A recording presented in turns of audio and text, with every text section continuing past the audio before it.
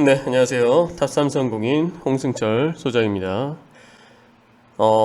부동산 토지를 하는 유튜버가 항상 뭐 물건만 안내하는 광고성 자료만 올리는 게 아니라 다른 유명하신 유튜버 분들 보면은 어떤 교육적인 내용이라든가 그리고 어떤 교육 이외에 다른 토지 투자를 함에 있어서 본인의 노하우를 이야기를 하던가 이런 컨텐츠도 많이 올리시잖아요. 그래서 생각을 많이 해봤습니다.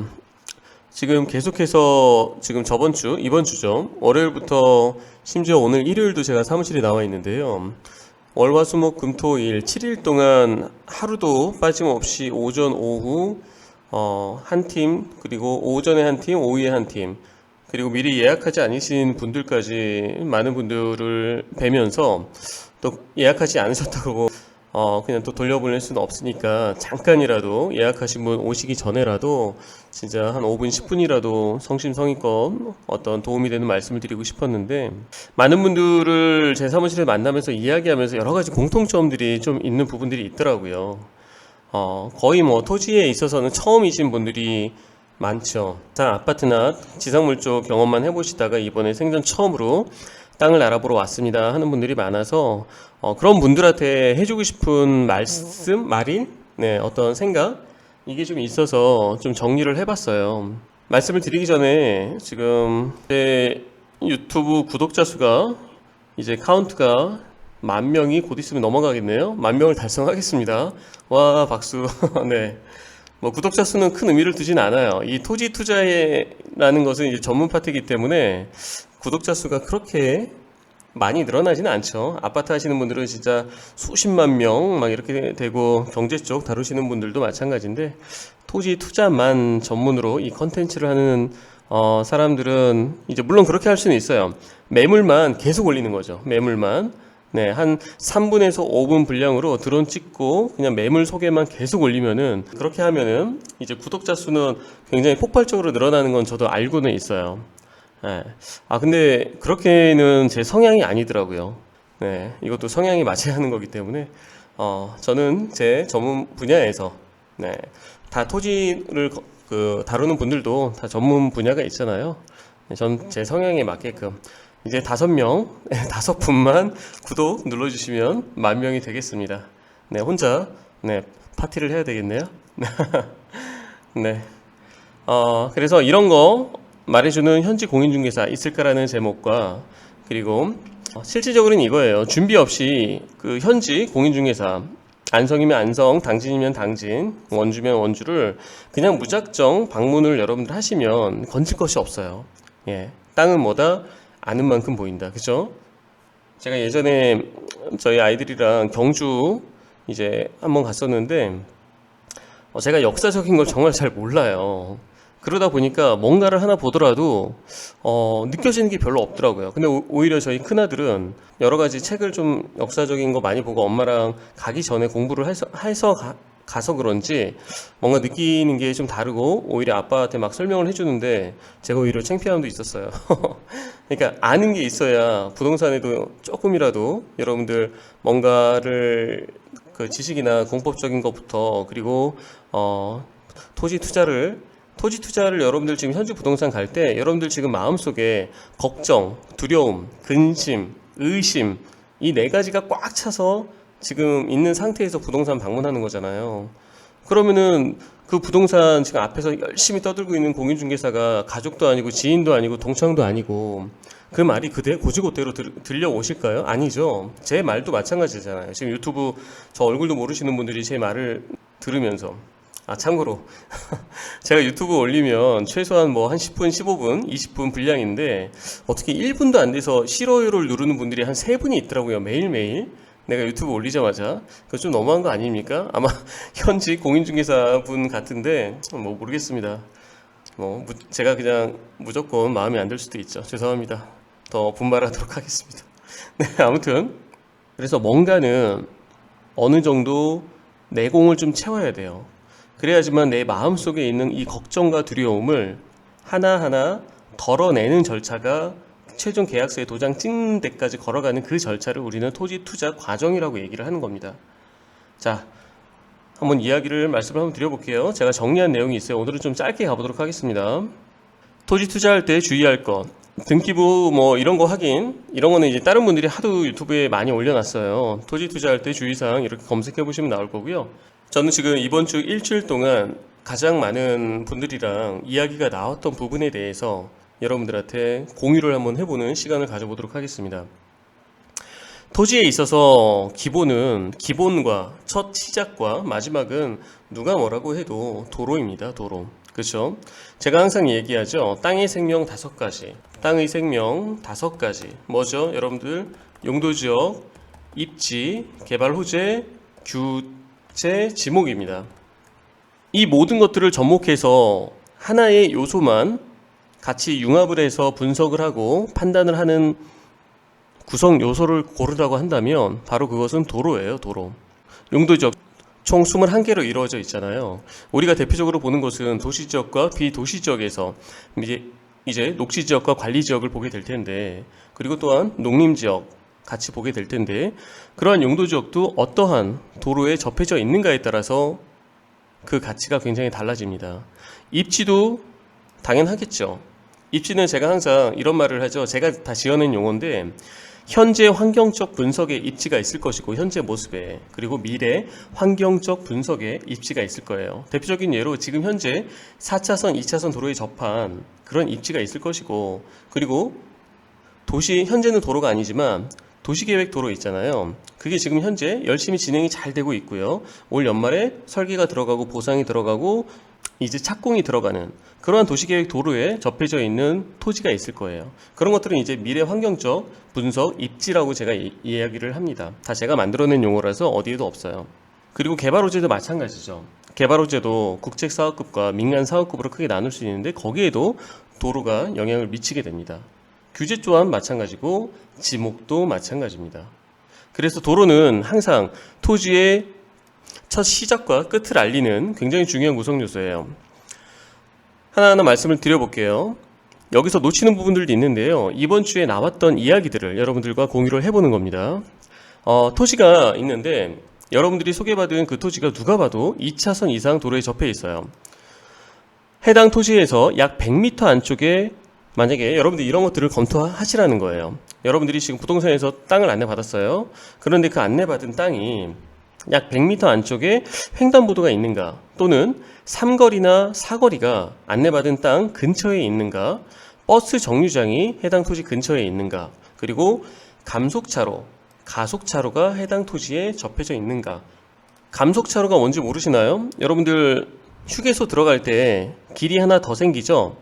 그게 감속차로예요. 그리고 휴게소에서 나올 때 열심히 속도 높여가지고 원래 1차선, 2차선, 3차선으로 들어가야 되니까 그 가속차로라고 이야기를 합니다.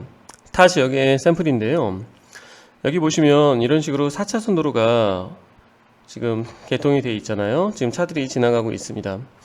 여기 보시면 예를 들어서 이 토지라고 할까요? 이쪽에 여기 토지가 하나 보이시고 이 반대편에도 이런 식으로 토지가 있습니다. 보시면은 이 토지 한번 보도록 할게요.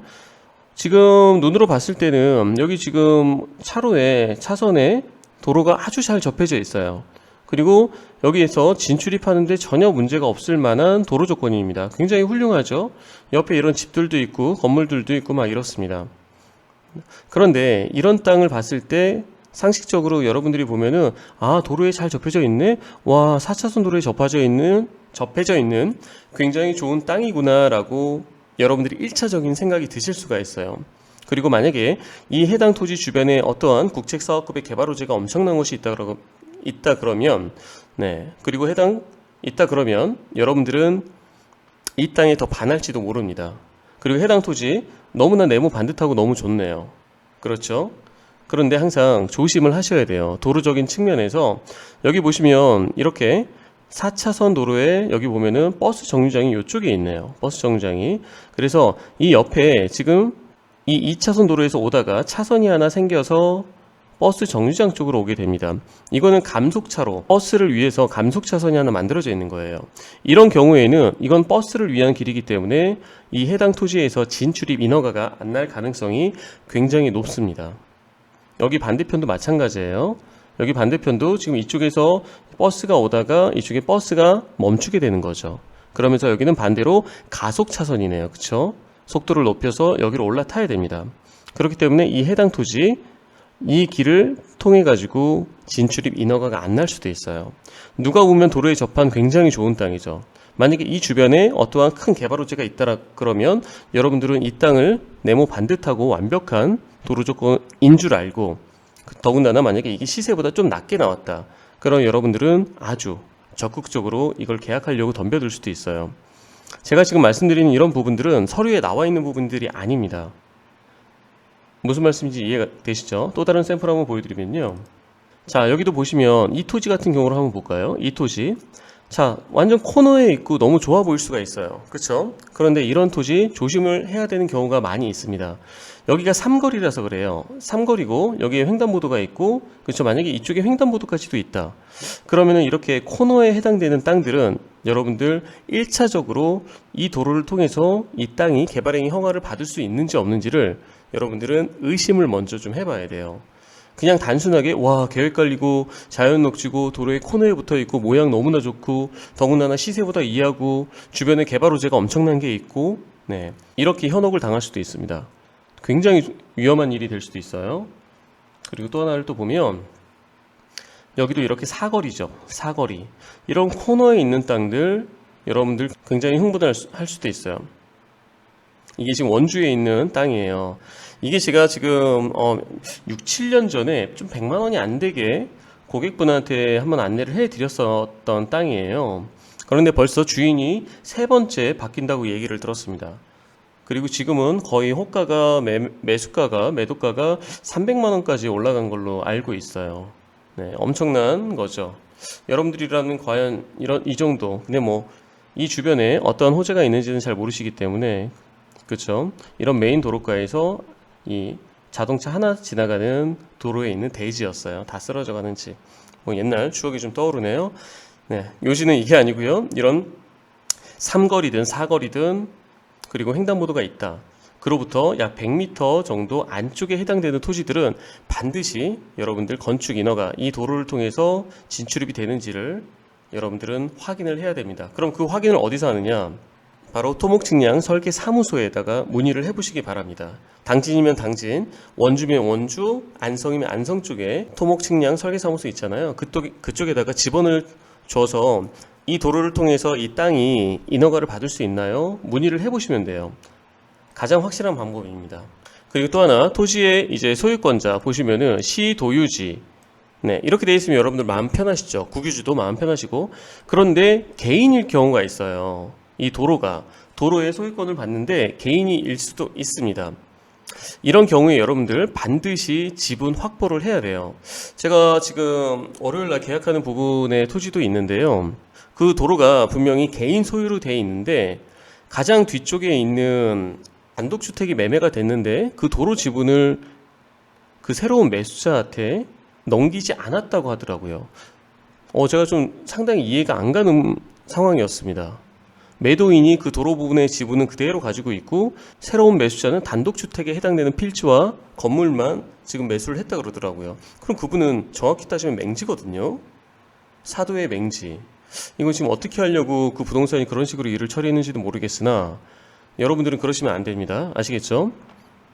지금 도로로 돼 있는데 그게 이제 사도. 예, 사도가 개인을 얘기하는 거잖아요. 반드시 지분은 한 평이라도 반드시 확보를 하셔야 돼요. 그리고 매도인이 이렇게 말할 수도 있어요. 추후에 도로로 지정 곳이 될 거니까 지금 확보 안 해도 매수 안 해도 됩니다. 네, 그렇더라도 여러분들 우선적으로는 무조건 도로 지분은 가져오셔야 됩니다. 아니면 여러분들 땅이 맹지가 되거나 아니면 그 땅의 소유권자들한테 여러분들은 동의서를 받아야지만 어떠한 행위를 하게 될 경우가 많아요. 그럼 여러분들 굉장히 힘들어지겠죠? 네. 그리고 또 하나, 이런 것도 있어요. 앞에 했던 이야기와 좀 겹치는 건데, 소개받은 토지 앞에 도로로 개발행위 허가를 득해야 하겠죠. 그렇죠? 아까 샘플로 봤던 그러한 땅들 보면은. 그런데 소개해주는 공인중개사가 입으로 백날 떠드는 건 의미가 없어요. 제가 너무 답답한 일이 저번 주에 있어서 지금 드리는 말씀이에요. 그 공인중개사분이 저한테도 그러고 계속 매수자한테도 그러고 본인이 내가 100% 도로 조명 해줄게. 걱정 마. 시청 담당자 내 후배고 다 알아. 네. 이렇게 말로 계속해서 얘기하는 거는 정말 매수인이 그분이 정말 수십 년간 어떤 지역에서 공인중개사 정말 실력 있는 분이라면 그냥 그분 말 믿고 계약을 할 수도 있어요. 근데 그거 굉장히 위험한 일입니다. 최소한 2곳 이상의 토목측량 설계사무소에 반드시 의뢰를 하시기 바랍니다. 아시겠죠?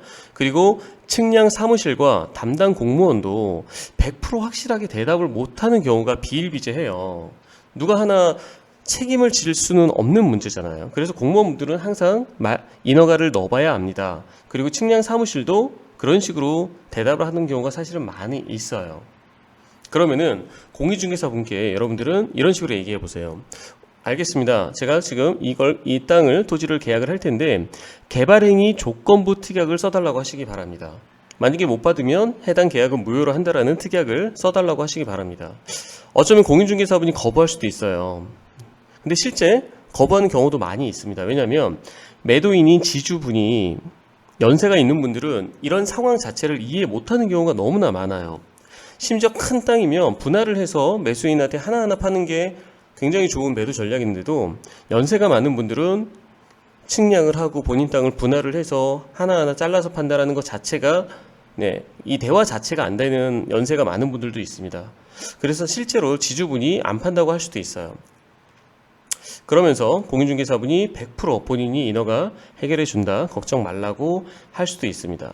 그러면은 그냥 없던 계약으로 하는 것이 여러분들 돈과 정신적 안정을 위해 좋습니다. 위에 말씀드렸듯이 개발행위 조건부 특약이 들어가면 상관없겠지만 그렇지 않고 이 특약도 쓸 수가 없다. 그러면 그냥 해당 토지는 접으시는 게 낫습니다. 아시겠죠? 자, 그리고 또 하나, 소개받은 토지와 도로 사이에 소유권자가 국유지라고 하면 여러분들 굉장히 안심이 되잖아요. 그쵸? 시 도유지 이렇게 써 있거나 국유지라고 하면 굉장히 안심이 될 텐데 무서운 경우가 하나 있습니다.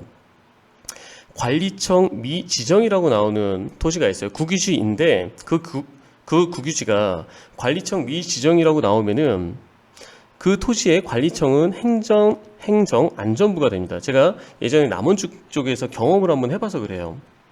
행안부에서 관리하는 이 토지는요, 진출입로로 인정을 받아서 쓸 수가 없어요. 즉 맹지입니다. 아무리 도로가 예쁘게 잘 접해져 있다고 하더라도 내 토지와 중간에 도로 사이에 국유지가 있다 하더라도 맹지입니다. 아주 완벽하게 보이는 토지라도요, 여러분들 반드시 토목측량 설계사무소 의뢰하는 거 습관 들이시기 바랍니다. 저도 마찬가지예요. 아무리 용도지역 입지 개발허지 규제 지목이 도로 조건까지 완벽해 보여도 저는 항상 토목측량 설계사무소에 문의를 합니다. 최소한 한 곳 아니면 2곳에 반드시 의뢰를 한 다음에 거기서 컨펌을 받고 그리고 제 매수인 분들, 회원분들한테 안내를 해드리는 거예요. 이거는 습관 들이시기 바랍니다. 그리고 소개받은 토지에 여러분들 이렇게 생각을 하세요. 항상 공인중개사분들한테 땅을 안내를 받았으면 이거 공장, 창고, 식당, 카페 허가 나나요? 이 4가지가 키포인트예요. 공장, 창고, 식당, 카페 허가 나나요? 라고 한번 질문을 해보시기 바랍니다. 위 4가지가 허가 난다면 거의 99% 개발행위는 걱정을 안 해도 되는 토지라고 보시면 돼요. 만약에 공인중개사가 이 땅은 주택 허가 납니다. 아주 자신만만하게 와, 이 땅 있잖아요. 주택 허가 나는 굉장히 좋은 땅이에요. 그런데 주택은 웬만한 거의 모든 땅에서 허가가 나요. 단독주택 허가를 얘기하는 거예요. 심지어 절대농지에서도요. 우리가 절대농지라는 용어는 원래 없어졌어요. 이제 농업진흥구역인데 웬만한 조건만 갖추면 주택은 허가가 납니다. 임야도 마찬가지예요. 조건만 맞으면 농림지역인 임야에서도 조건만 맞으면 주택 허가는 납니다. 개발행위를 논함에 있어서 주택은 최하위예요. 그러니까 공인중개사분이 공장, 창고, 식당, 카페 허가 납니다. 이러면은 안심을 하셔도 됩니다. 그런데 주택 허가 나니까요. 이 땅 굉장히 좋은 땅이야 라고 주택만을 강조하고 있다. 그럼 여러분들은 한 번쯤 어디다가 문의를 해라? 토목측량 설계사무소에 문의를 해볼 필요가 있습니다. 투자 목적이 강하다면 너무 용도지역에 여러분들 목매지 마세요. 엊그저께도 어떤 분이 저한테 그러셨어요. 계획관리와 자연녹지 뭐가 더 좋아요? 뭐가 더 좋은 게 아니에요. 상황에 따라서 계획관리, 상황에 따라서 자연녹지, 땅의 생명 5가지를 다 검토했을 때 어떤 용도지역이 더 투자성이 있느냐가 달라질 수가 있어요. 현재 환경적 분석에 입지가 있을 것이고 미래 환경적 분석의 입지에 따라서 또 가치가 달라질 수도 있습니다. 아시겠죠? 그리고 지금 내가 매입하는 투자 단가에 따라 평당 금액에 따라 달라질 수도 있는 부분이고요. 그래서 공인중개사에게 질문을 먼저 하세요. 안내해 주시는 땅 용도 지역이 뭔가요? 그리고 지목이 뭔가요? 이제는 구분을 해서 여러분들 질문을 먼저 한번 해보시기 바랍니다. 공인중개사님 지금 이따 저한테 안내해 주시는데 용도 지역이 뭐죠? 그리고 지목이 뭐죠? 그리고 건축물의 용도는 뭘로 허가를 받았나요? 이러면 공인중개사분들이 조금 놀라실 수도 있어요. 와, 이 사람 땅에 대해서 완전 초짜는 아니구나. 내가 좀 신경 좀 써줘야 되겠네? 그렇게 생각이 들 수도 있습니다. 대부분의 매수자분들, 일주일 동안 저를 찾아오시고 미팅을 하셨던 분들이 거의 대부분이 이 땅의 용도는 뭔가요? 이런 질문을 하세요. 이 땅의 용도, 이게 왜 그런지는 제가 이해가 됩니다. 무슨 말인지도 알아들어요. 그런데 이제는 이렇게 질문하지 마시고 용도 지역이 뭔가요? 지목이 뭔가요? 건축물의 용도는 뭔가요? 이렇게 세 가지로 나눠서 질문을 하시기 바랍니다. 여러분들이 그동안 사람들은 다 그렇죠. 눈에 보이는 게 익숙해 있기 때문에 땅에서도 눈에 보이는 용도라는 얘기는 지금 실체, 즉 눈에 보이는 뭔가에 대해서 여러분들은 문의를 하신다는 건 알아요. 그런데 질문이 맞는 것 같지만 이거는 틀린 질문이에요. 용도 지역 및 상위 공법적 규제에 따라서 해당 토지에서 개발행위 가능한 건축물이죠. 건축물 용도가 달라지는 거예요.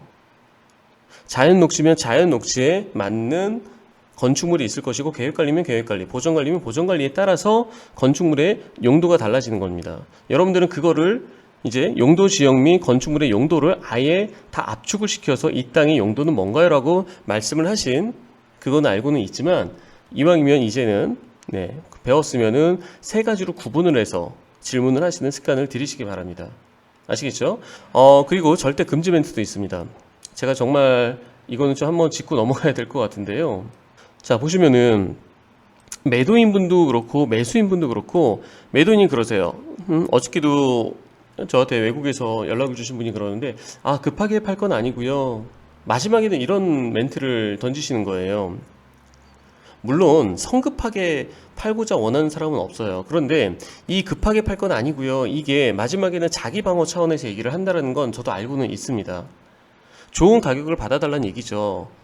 낮은 가격에선 팔고 싶지가 않다.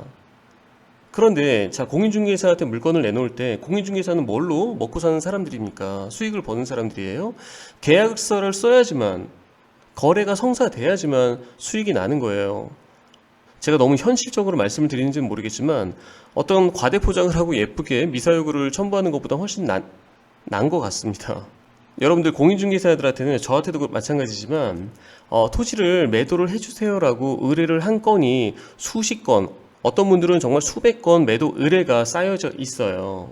그런데 그분들은 이 공인중개사분들한테 물건을 내놓으면서 제 물건 잘 팔아주시면 거기에 대한 합당한 대우도 해드리겠습니다. 이렇게까지도 말씀을 하시는 분들이 태반인데, 근데 어떤 분은 급하게 팔 건 아니고요. 벌써 말 뉘앙스도 이렇게 하고 단어부터 이런 걸 선택을 했다 그러면 담당 공인중개사분은 힘이 빠져요. 아무리 여러분들의 물건이 좋다고 하더라도 매수인을 붙이면 말이 달라지거나 가격을 올리거나 안 판다 그러거나 그런 게 태반일 확률이 높죠. 이런 식의 멘트를 날리시는 분들은. 그러니까 여러분들 매도인 분들 이렇게 급하게 팔 건 아니고요. 이게 자기 방어 차원에서 이런 말씀을 좀 삼가하시는 게 여러분들한테 유리합니다. 매수인 분들도 마찬가지예요. 항상 마지막에는 자기 방어를 하는데 제가 급하게 살 건 아니고요. 그냥 좋은 거 있으면은 한번 안내해 주세요. 이러면 여러분들 공인중개사분 지금 노트에 매수 대기자분이 저만 해도 최소 한 100명은 되는 것 같은데요. 지금 제 사무실에 오시면은 저랑 상담할 때 제가 엑셀로 정리한 제 고객 데이터 2달 동안, 3달 동안 고객 데이터 한번 보여드리죠. 정말 10억 이하에 있으신 분들은 거의 한 100분 정도 되는 것 같습니다. 그런데 매수인 분이 본인도 어떠한 핫한 개발지만을 지금 관심을 갖고 있으면서 자금대도 다른 평균적인 분들이랑 비슷해요. 한 3억에서 5억 이렇게 지금 투자를 가지고 계신 매수인 분들이 제가 급하게 살 건 아니고요. 예. 어떤 매수인도 성급하게 섣불리 함부로 급하게 사는 사람은 아무도 없어요. 그러한 멘트를 달리시면 저 같아도 여러분들 리스트는 저 아랫부분에 있어요. 그래서 나중에는 기억도 안 납니다. 그래서 정말 괜찮은 물건이 나오면 사람이 팔이 안으로 굽는지라 항상 저랑 얼굴 먼저 보고 말씀 나누고 두 번, 세 번 얼굴 먼저 본 분들한테, 식사 한번 같이 한 분들한테 더 애정이 가는 거예요. 그런 분들한테 먼저 드리는 건 이건 사람이기 때문에 어쩔 수가 없습니다. 좋은 물건이 나오면 제가 재빨리 움직일게요. 소장님, 저 스탠바이 하고 있겠습니다. 오늘 서점에 가서 지금 책 2권 샀어요. 책 추천 좀 해주세요.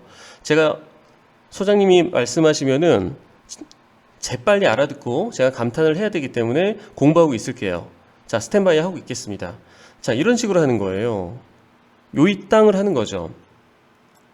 제가 물건이 잡히면 여러분들 비공개로 제가 동영상 브리핑을 만들어서 매수인분들한테 10분이면 10분 동시에 지금 안내를 해드리고 있어요. 그분들이 선착순으로 어떤 분이 먼저 움직이냐에 따라서 지금 계약은 계속 이루어지고 있습니다. 제가 유튜브에다가 공개로 올리지 않는 비공개 영상이 훨씬 많거든요. 예, 그러니까 이제 여러분들도 매수인분들도 마지막에 자기 방어 차원에서 이런 말씀은 절대 상가를 하시기 바랍니다. 아시겠죠?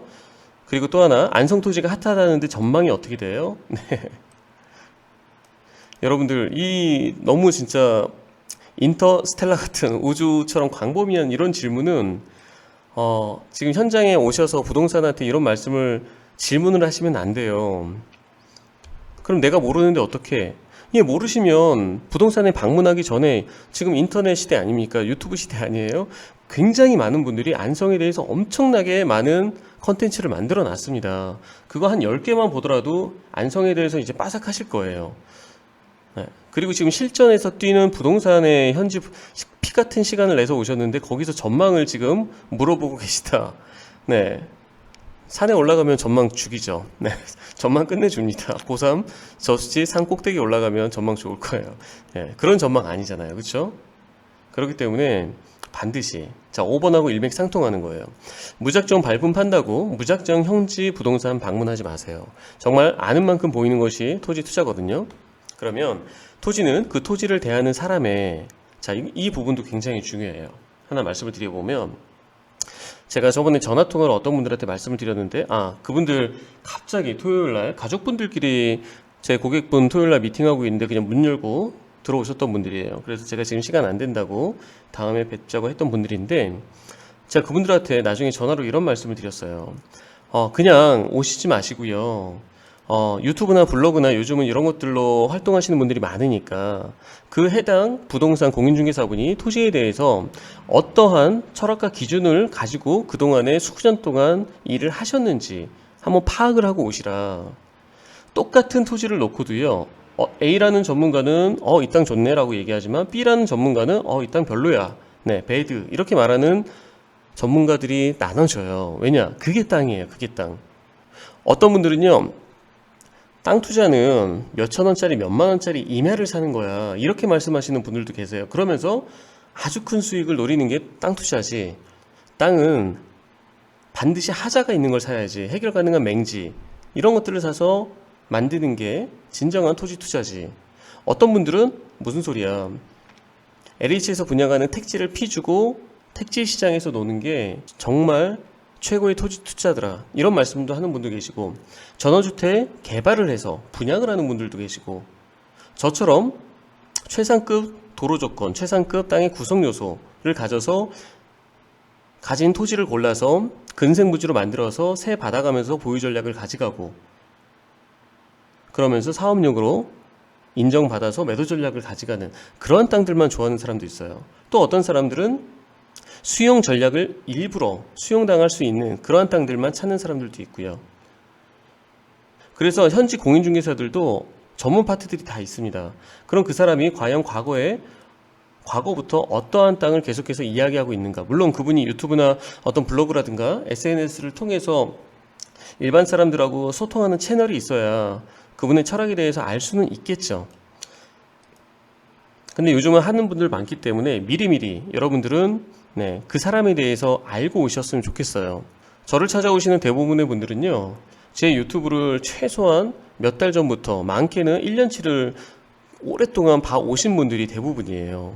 그리고 제가 항상 생각하는 이 토지 투자에 있어서 이 철학과 기준을 동의하신 분들이 오시고 그분들이 계약서에 최종적으로 도장을 찍는 경우가 많습니다. 그래서 무작정 이제는 발품을 파시는 게 아니고요. 토지에 대해서 공부를 미리미리 하시고, 그리고 현지 부동산에 대해서도 그 사람이 어떤 사람인가에 대해서 공부를 하시기 바랍니다. 제 명함을 제가 사무실에 오시면 드리는데, 명함 뒤편에 제가 이렇게 문구를 적어놨어요. 보시면 토지를 공부하지 말고 사람을 공부해라. 이게 최종적으로는 정말 맞는 말이거든요. 저도 마찬가지예요. 저도 제가 제 땅을 사는데 정말 괜찮은 땅이, 정말 모든 구성 요소를 최상급으로 가지고 있는 그 땅 주인이 지금 시점에 그 땅을 시세보다 아주 싸게 내놔야 되는 어떤 가정적인 상황이라든가 본인만의 건강적인 상황이라든가 이런 게 있어야 돼요. 그리고 내놨을 때 A라는 어떤 지인한테 내놨을 때 그 지인이 저한테 그 땅을, 홍 소장님 이 땅 나왔어요, 우리 빨리 같이 사자, 이렇게 저한테 연락을 줘야지만 최상급 너무 좋은 땅을 매입을 할 수도 있는 거죠. 제가 여주 땅 살 때 그런 식으로 그랬거든요. 그래서 땅은 언제 어떤 땅이 어떤 조건으로 어떻게 나올지 몰라요. 그건 사람을 통해서만 나올 수가 있습니다. 그럼 여러분들은 그런 땅을 만나려면 토지 공법적인 공부를 계속해서 하는 게 중요한 게 아니라, 물론 그것도 중요하죠. 그렇게 열심히 공부하고 있고, 그리고 그 땅을 나한테 안내해 줄 수 있는 어떠한 사람들에 대해서 공부를 하고 있어야 된다는 말씀을 끝으로 드리고 싶습니다. 말이 굉장히 길었네요. 짧게 하려고 그랬는데요. 네. 안성이든 어디든 토지 투자를 준비하시는 분들 굉장히 많으시죠? 네, 여러분들 항상 제가 응원해 드립니다. 미리미리 저한테 좀 예약을 좀 해주고 오셨으면 좋겠어요. 지금 저번 주에도 그렇지만 예약 안 하고 갑자기 오시는 분들한테는 제가 정말 너무나 죄송해가지고요. 제가 오전 한 팀, 오후 한 팀, 이렇게 두 팀만 받을 수밖에 없어요. 왜냐면 제가 한 분 한 분 정말 최소한 2-3시간 에너지를 쏟기 때문에 체력적으로 안 됩니다. 그리고 시간적으로도 안 돼요. 시간적으로도. 그래서 미리미리 예약을 안 하시고 그냥 방문을 하시던 게 이제 부동산들의 일반화되어 있는 관행이었죠. 그냥 문 열고 들어가서 땅 보러 왔어요. 좋은 땅 있어요. 네, 투자 자금 얼마시죠? 그리고 땅 쭉 보여주고. 네, 저는 지금 동안 그런 식으로 일을 안 해왔거든요. 그래서 뭐 예약을 해야 돼요, 이렇게 반감을 갖는 분들도 있으실 텐데요. 예, 그런 분들은 이제 어쩔 수 없이 저랑 인연은 될 수 없는 거고요. 왜냐하면 여러분들한테 최선을 다하고 싶은 마음이 있기 때문에 그렇습니다.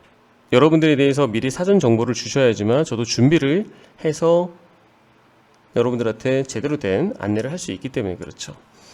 네, 감사합니다. 항상 이제 매도인 분들도 언제든 연락 주시고요. 매수인 분들도 제가 환영해서 안내를 해드리도록 하겠습니다. 네, 감사합니다.